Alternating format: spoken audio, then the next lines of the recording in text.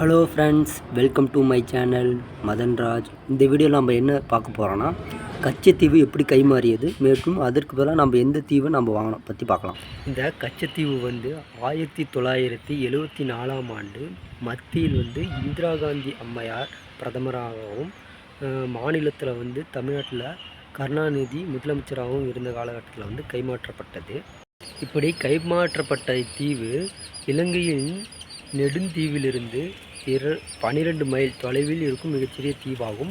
இது 285 ஏக்கரும் 20 சென்ட் பரப்பளவும் காணப்படுகிறது. இது நீளம் 1.6 கிலோமீட்டராகவும் அகலம் 300 மீட்டராகவும் அமைந்திருக்கிறது. இப்படி இருந்த இத்தீவு முதலில் நம்ம ராமேஸ்வரத்தில் உள்ள ஜமீன்தாரிடம் இருந்தது. பின்பு 1948ஆம் ஆண்டு ஜமீன்தார்கள் ஒழிப்பு முறை கொண்டு வந்த பிறகு இத்தீவானது மெட்ராஸ் மாகாணத்தின் கீழ் அமைந்திருந்தது.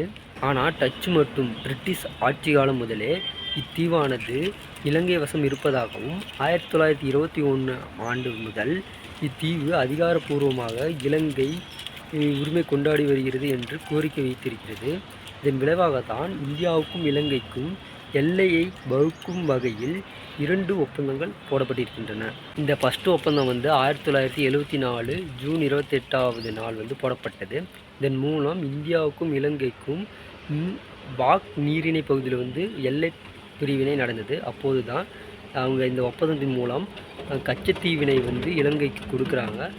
மேலும் இந்திய மீனவர்களாகவும் அந்தோனியர் கோவிலுக்கு வரும் பக்தர்களுக்கும் பயண ஆவணச்சீட்டு இல்லாமல் கச்சத்தீவுக்கு நுழையும் அனுமதியும் வழங்க வேண்டும் என்றும் இந்தியா இலங்கை மீனவர்கள் இரு நாடுகளின் கடற்பகுதியில் போய் மீன் பிடிக்கலாம் என்றும் ஒப்பந்தம் போடப்பட்டது.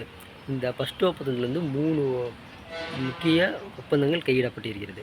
செகண்ட் ஒப்பந்தம் 1976 ஆண்டு மார்ச் 23ஆவது நாள் போடப்பட்டது. இது மன்னார் வளைகுடா பகுதியில் இந்தியா இலங்கை எல்லை பகுதியை வரையறுக்கும்படி அமைந்தது.